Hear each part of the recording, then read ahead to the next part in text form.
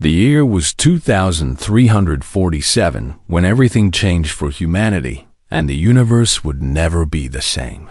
Again, Commander Ethan Cole stood on the bridge of the exploration vessel, Horizon's Edge, and watched the stars through the main viewport with a sense of wonder that had never left him despite 20 years in space services. Crew worked quietly at their stations while the ship drifted through the outer reaches of the Andromeda sector, where no human had ever traveled before. The scanner officer, a young woman named Hannah Price, suddenly looked up from her console with wide eyes and called out to the commander, "Sir, we have contact with multiple vessels approaching our position, and they are not human ships."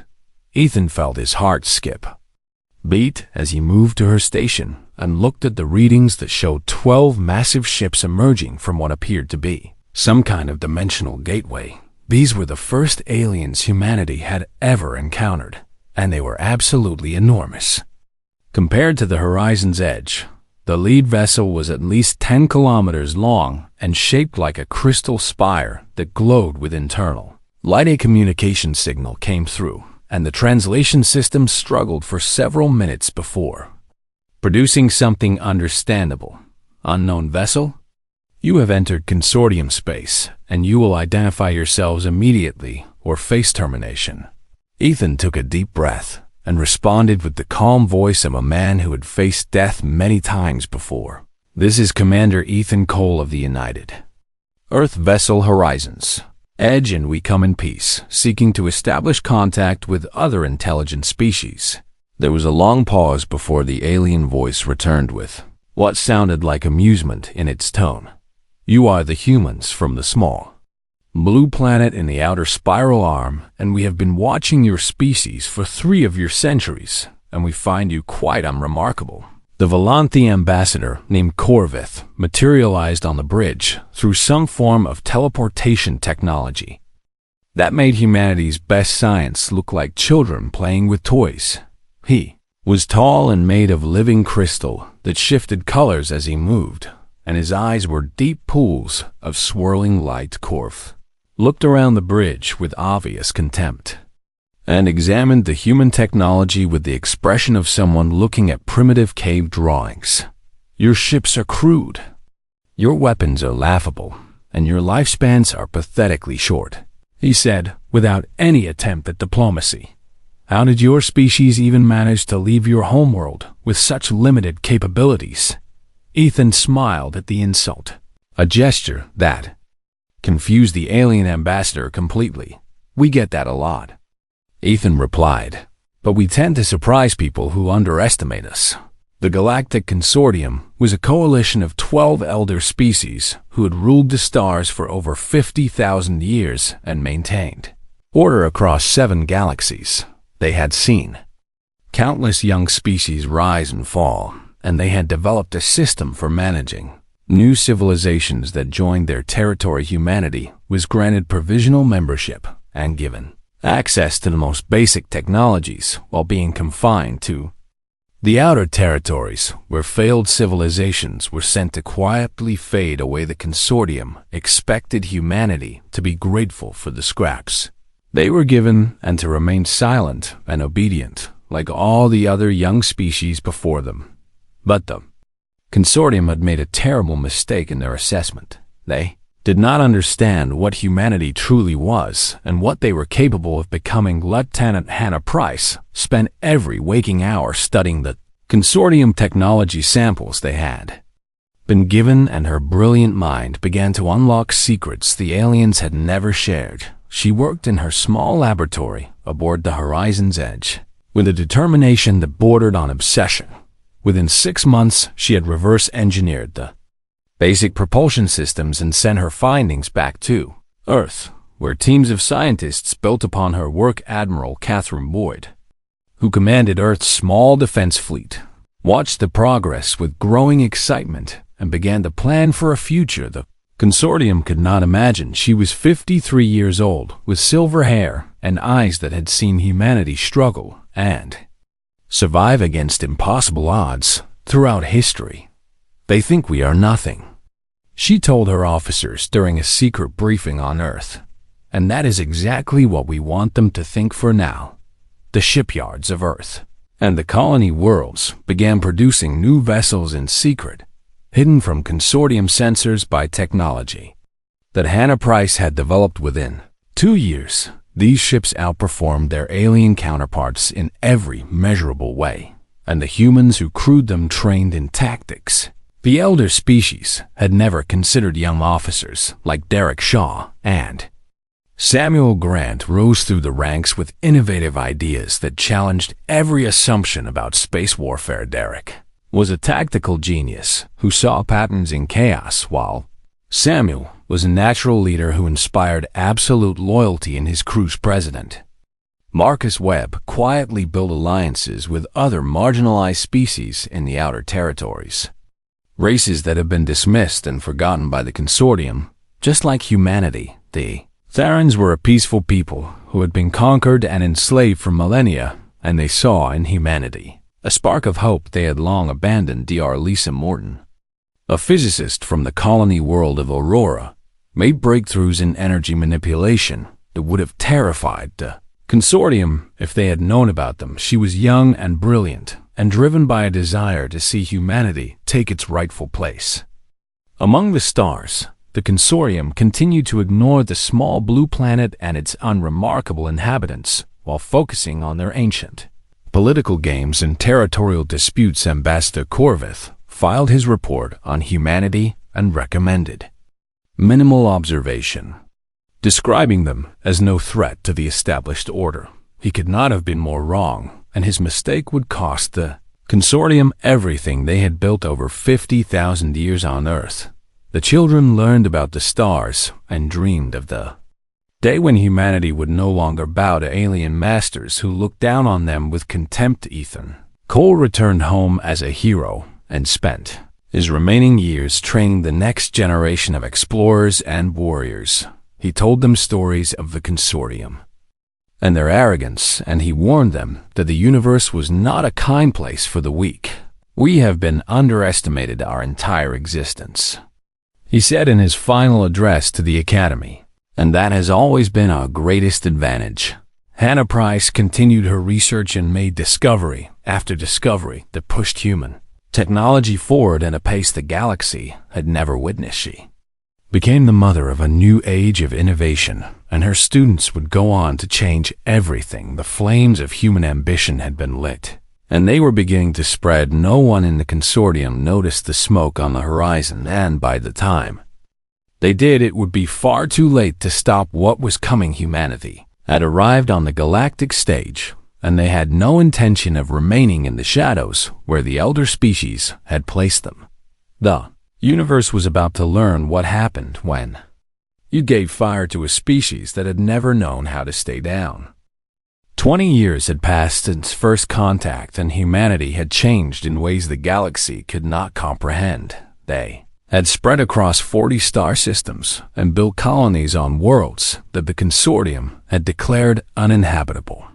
Their population had tripled, and their technology had advanced by centuries in what seemed like the blink of an eye to the elder species. Admiral Catherine Boyd now commanded the Third Fleet from her flagship, the Resolute, a vessel that would have seemed like magic to the humans of just 2 decades earlier.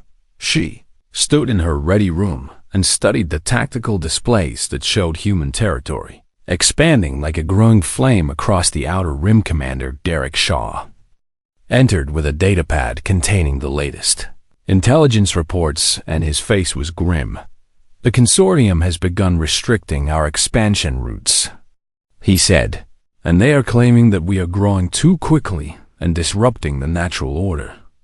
Catherine laughed without humor and shook her head at the predictability of it all. "They are afraid of us," she replied, "and fear makes people do incredibly stupid things."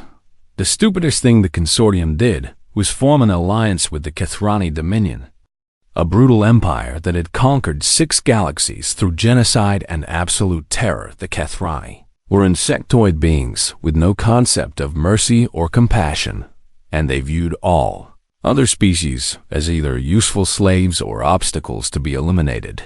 They had heard of humanity and seen the reports of their rapid advancement, and they demanded that the consortium allow them to deal with the human problem before it grew. Beyond Control Ambassador Corvith argued against this alliance, but his voice was drowned out by elder species who wanted the human threat neutralized quickly and quietly. The Kathrani were given permission to act, and they wasted no time in preparing their assault. New Haven was a peaceful colony world on the edge of human space where 2 million civilians had built a beautiful civilization. Farmers worked the fertile lands while scientists studied the unique ecosystem and children played in parks. Under a warm yellow sun, they had no military installations and posed no threat to anyone, and that was precisely why the Kathrani chose them as their target. The attack came without any warning on a clear morning, when the sky suddenly filled with dark shapes descending through the atmosphere. Kathran warships numbered in the hundreds, and they immediately began burning everything they could see. Buildings exploded into flames and people ran, screaming through streets that had known only peace. The Colonial Defense Force consisted of 12 small patrol vessels that were designed for search and rescue rather than combat. Captain Nathan Hayes led these ships against the invaders, knowing that he had no chance of victory, but refusing to let his people die. Without a fight, his lost transmission was received on Earth. 6 hours after the attack began, "Tell them we did not run," he said, as explosions rocked his dying ship. "Tell them we stood and we fought and we did not surrender." The Kathrani took their time destroying New Haven, and they broadcast their atrocities across all frequencies so that humanity would see what happened to species who challenged the natural order when the last city fell and the last human on the planet drew their final breath. The Kathrani commander sent a message to Earth. "This is your future," he said with clicking mandibles that conveyed alien amusement. "Submit now, and we may allow some of you to live as slaves." The message reached Earth and was played in every city and every colony across human space. 2 million innocent people had been murdered for no reason other than to send a message, and the universe waited to see how humanity would respond. President Marcus Webb addressed the United Earth Assembly with tears running down his weathered face. He had served his people for 30 years and had always believed that peace was possible with any species willing to talk. But he had just watched children burn and heard their screams echo across the void of space. "They think we are weak because we are young," he said in a voice that started soft but grew stronger with each word. "They think we will bow because we have not yet learned how to fight against those who would destroy us." He paused and looked at the assembly members who represented every nation and colony in human space. "But they have forgotten something very important about our species and our history." His voice became hard as iron and cold as the void between stars. "We were born fighting for survival in a universe that has tried to kill us since the beginning of our existence.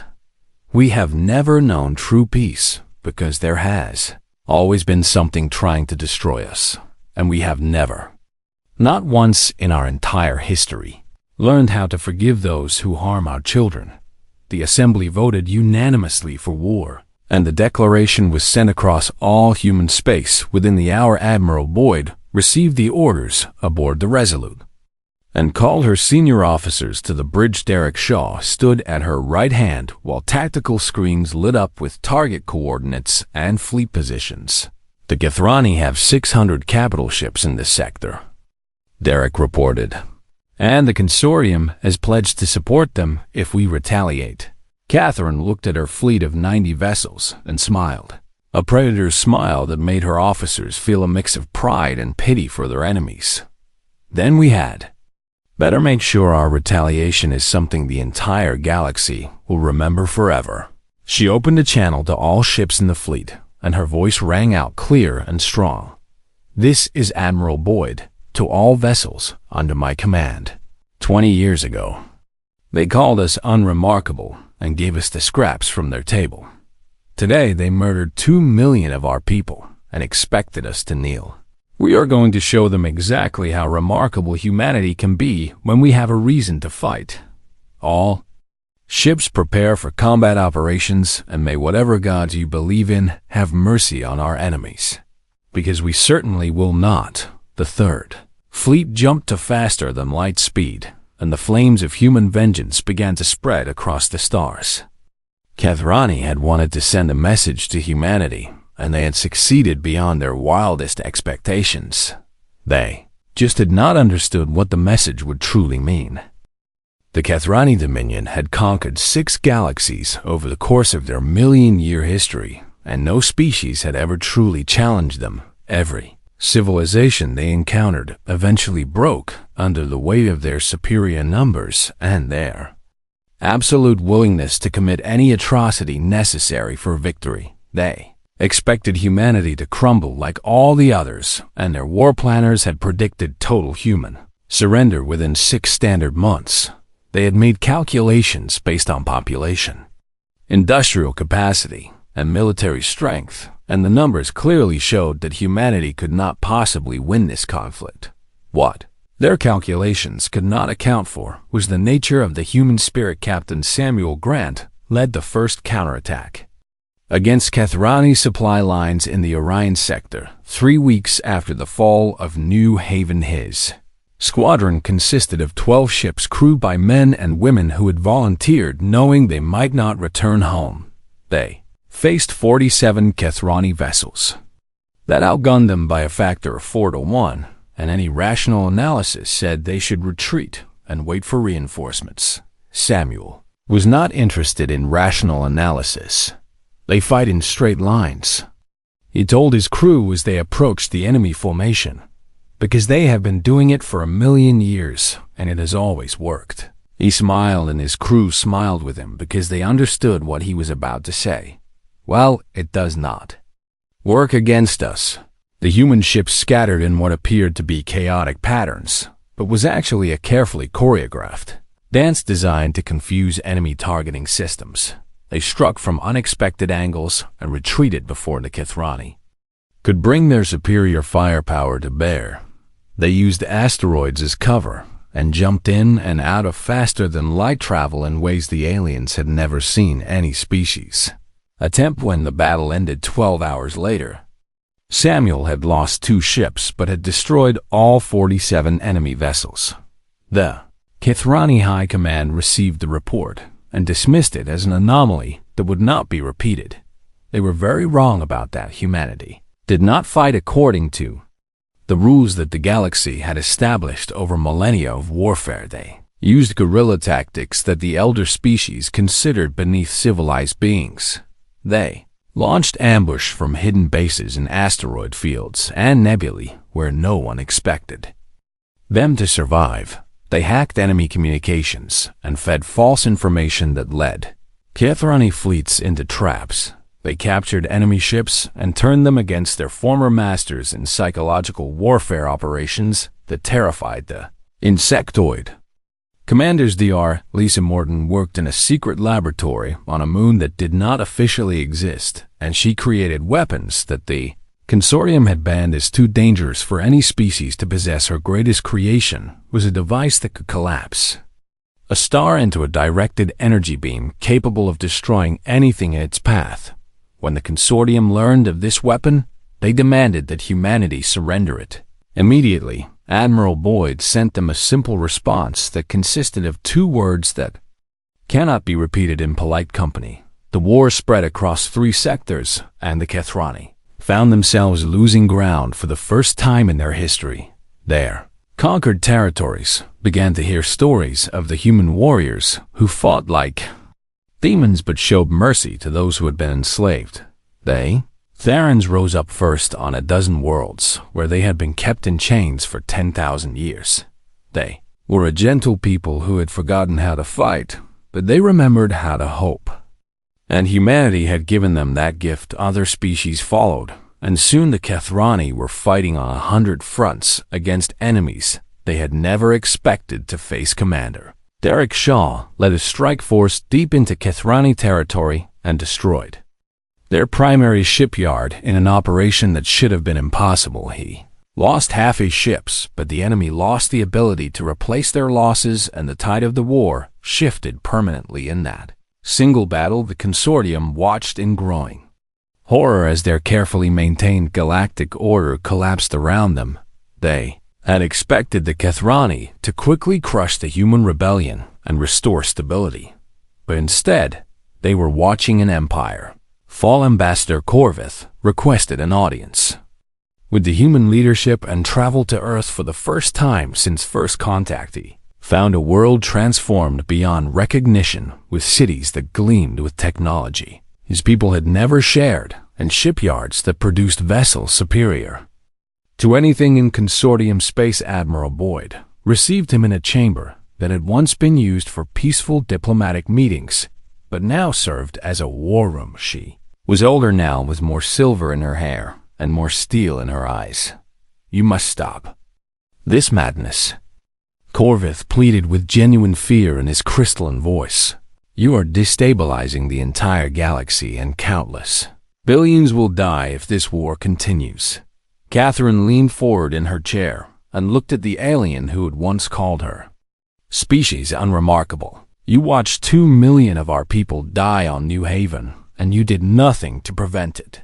You called us unremarkable and tried to contain us like animals in a cage. You gave the Kethrani permission to murder our children and expected us to accept it quietly." She stood, and her presence seemed to fill the entire room with a force the ambassador could not understand. "We are done being contained, and we are done asking for permission to exist." Corvith tried to speak, but Catherine raised her hand and silenced him. "Go back to your Consortium and tell them what you have seen here today. Tell them that humanity is coming, and nothing in this galaxy will stop us. Tell them that the flames they tried to extinguish have become an inferno." The ambassador left Earth and reported to the Consortium Council that humanity could not be stopped through force. Some of the elder species refused to believe him and demanded more aggressive action against the human threat. Others began to wonder if they had made a terrible mistake in how they had treated the young species from the small blue planet. The war entered its 3rd year, and the Kethrani Dominion began to fracture as defeat followed defeat. Humanity pressed forward with relentless determination, and the galaxy learned a lesson it would never forget. The species they had dismissed as unremarkable had become the most dangerous force the universe had ever known.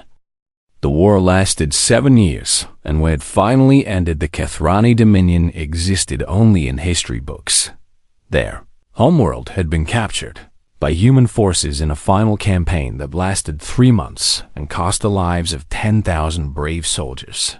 The Kethrani leadership was put on trial for crimes against sentient life in a court that included judges from every species they had ever wronged. Admiral Catherine Boyd attended the sentencing as a witness and watched as justice was delivered for the 2 million souls of New Haven. But humanity did not stop with victory over their enemies, because they had learned something important during the long years of conflict. They had learned that power without purpose was meaningless, and that true strength came from lifting others rather than crushing them. Commander Derek Shaw, now an admiral in his own right, led the Liberation Fleet to the Theron Nebula, where 300 billion beings had suffered under Kethrani occupation for millennia. His flagship, the Defiant, emerged from faster-than-light travel above a world that had known nothing but chains and despair for 10,000 years.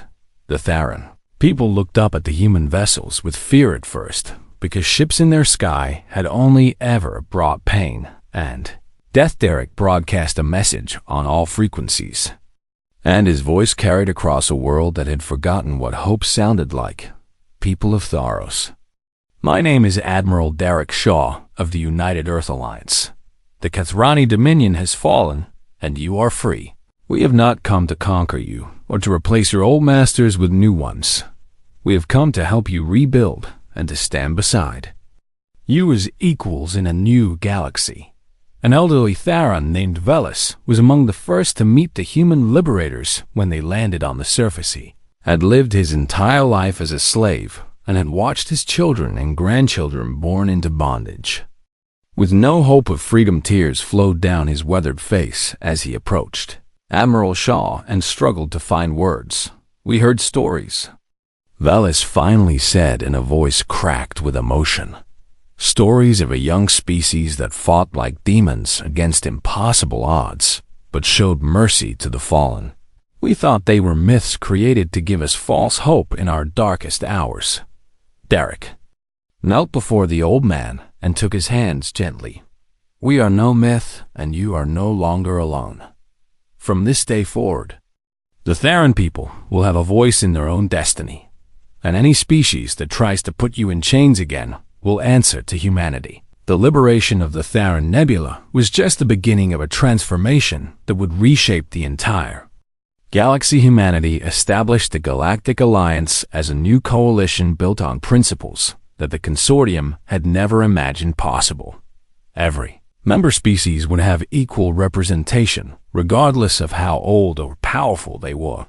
Every civilization would contribute what they could and receive what they needed. Every being would be protected by laws that recognized their fundamental dignity and right. Species that had been marginalized and forgotten for millennia found themselves with seats at the table for the first time in their history.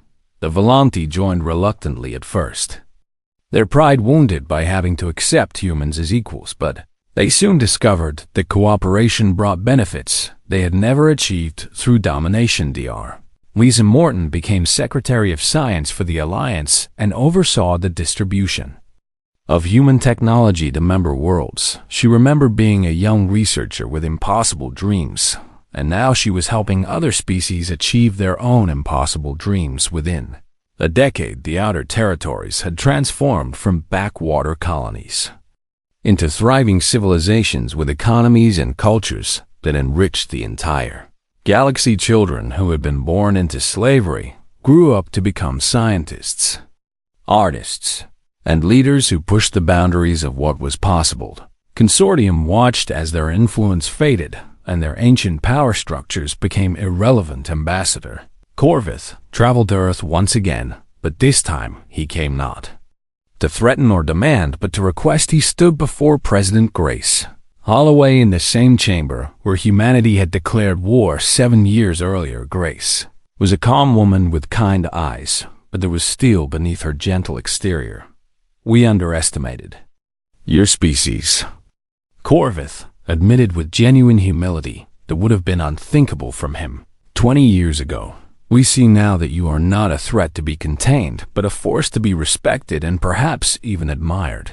The Consortium wishes to join the Galactic Alliance and contribute to the future you are building." Grace considered his words carefully before responding. "We accept your respect, and we welcome your membership in the Alliance. But we will never forget what you allowed to happen.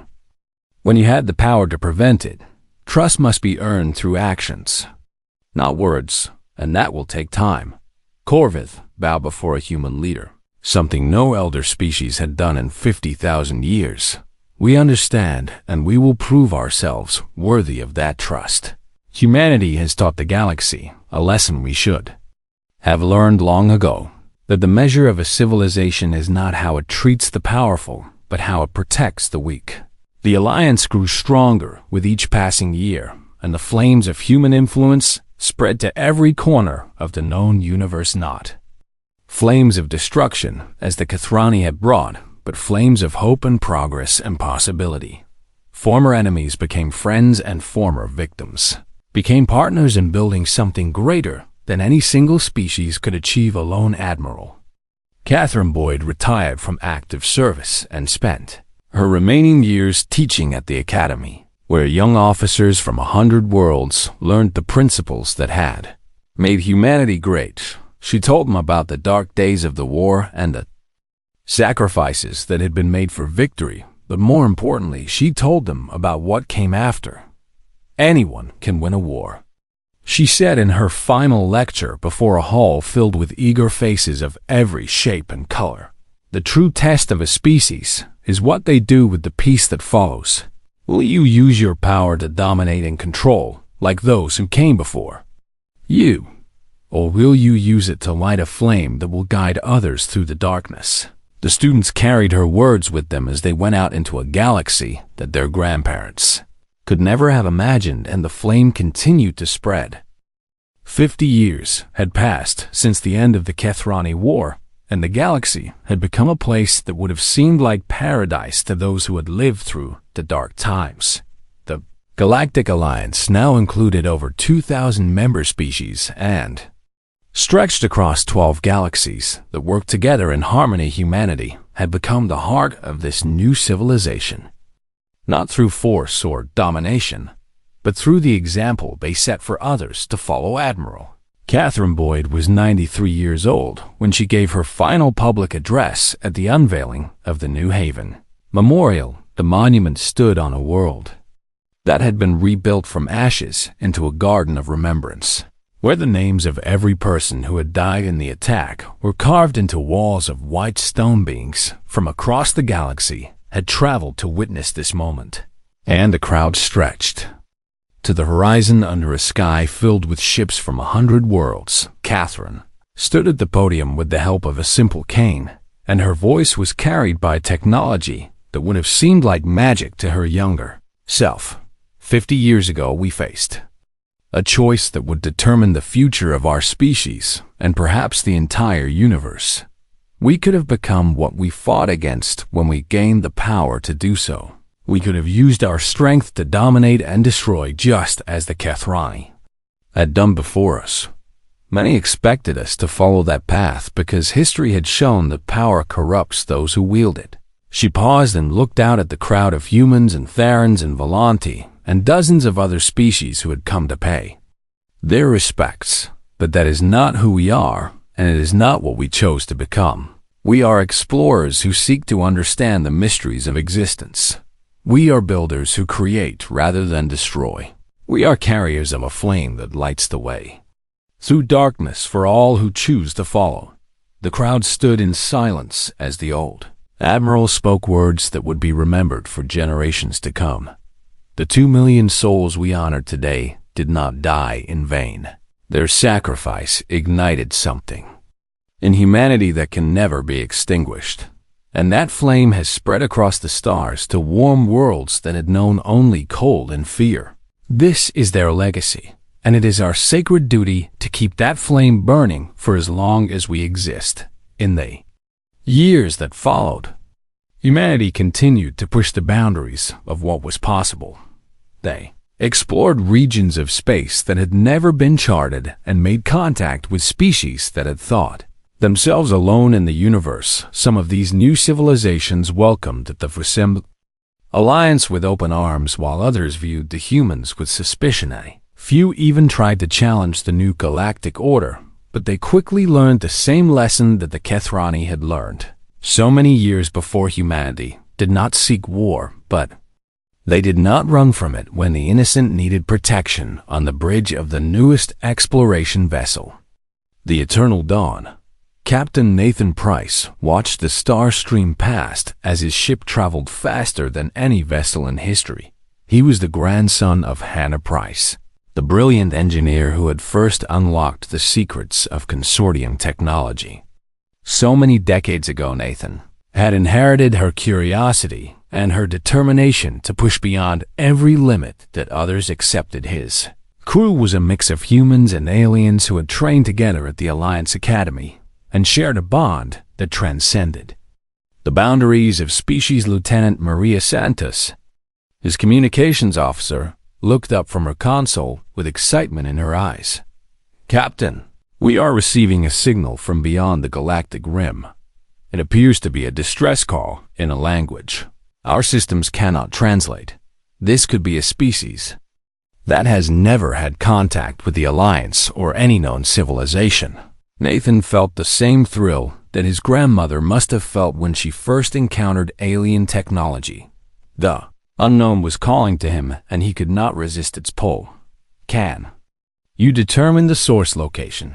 he asked Maria. Worked her console for several moments before nodding. "The signal is coming from a star system approximately 300 light years beyond our current position. At maximum speed we could reach Then in about 6 hours, Nathan looked around his bridge at the faces of his crew and saw the same excitement reflected in their eyes. They had all joined the service to explore the unknown, and this was exactly the kind of mission they had dreamed about. Set a course and engage at maximum speed. Let us go make some new friends. The Eternal Dawn adjusted its heading and jumped to faster-than-light travel, leaving behind a trail of light that faded into the darkness as the ship raced toward the unknown. Nathan thought about the journey his species had taken to reach this moment. They had crawled out of caves on a small blue planet and struggled to survive against predators and disease and their own worst instincts. They had built civilizations that rose and fell and rose again, each time learning a little more about themselves and their place in the universe. They had reached for the stars and been told they were unremarkable by beings who had seen countless species fail. But humanity had not failed. They had been pushed down, and they had gotten back up. They had been underestimated, and they had exceeded every expectation. They had been given fire, and they had used it to light the way for others. The distress signal grew stronger as the Eternal Dawn approached its destination, and Nathan ordered his crew to prepare for first contact. Did not know what they would find when they arrived, but he knew that whatever challenges awaited them, humanity would face them the same way they had faced every challenge throughout their history, with courage and creativity and an unbreakable determination to make tomorrow better than today. The galaxy had thought humanity was unremarkable when they first arrived on the cosmic stage. They had been spectacularly wrong about that. Wherever humans went, they brought with them the flames of hope and progress and possibility. Those flames had spread across the galaxy and changed everything they touched. And now, as the Eternal Dawn raced toward the unknown, those flames were about to spread even further. Humanity had arrived in the universe, and they were just getting started. The adventure would never end as long as there were stars to explore and beings to help and mysteries to solve. This was the legacy of the small blue planet and its remarkable people. This was the story of how flames spread across the galaxy, and it was only the beginning.